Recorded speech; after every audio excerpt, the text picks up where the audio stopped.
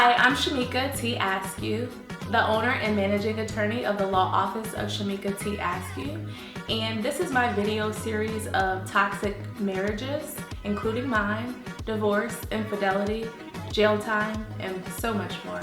The purpose of this video series is to provide the lawyer's perspective as well as the client's perspective.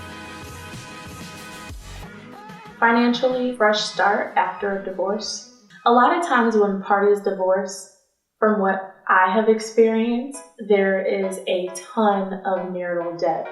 Now keep in mind that Florida law defines marital debts as debts that were incurred during the marriage.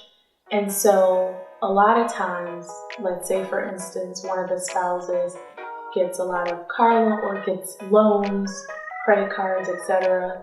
But these were credit card loans or loans for the house, maybe to refurnish the house, to renovate the house, something of some sort. And the spouse who actually took out the credit card or the loan is responsible for paying that debt back. At mediation, and mediation is required with most family law cases, at mediation, generally speaking, not always, but generally speaking, you will see parties come to some agreement as far as, hey, I'll keep the debts in my name and you'll keep the debts in your name.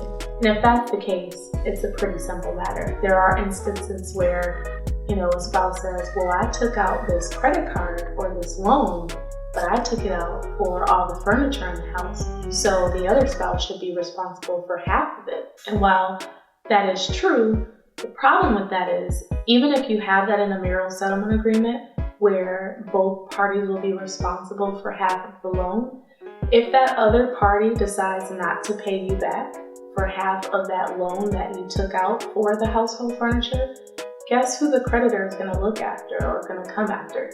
You, the individual who actually took out the loan. So I always tell my clients, and this is just a tip, I always say, even if the other party does not pay, yes, you can file a motion for contempt or enforcement in court and say, hey court, force this other party to pay their half.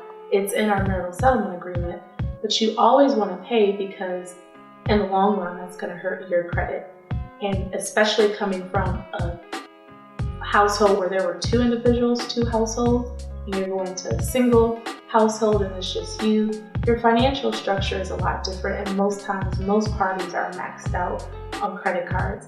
And I've had that experience in my own divorce. I've only had one credit card, but it was maxed out. And at times it was used for marital assets and things of that nature, but you're finding yourself having to restructure your financial life. One of the best tips I can give is to actually ensure that you're paying on all of the debts that are in your name.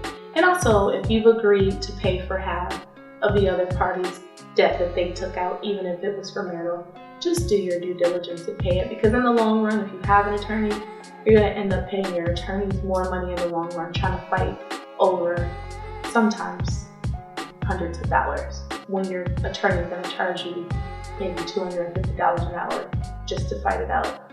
So that's something that I would definitely recommend.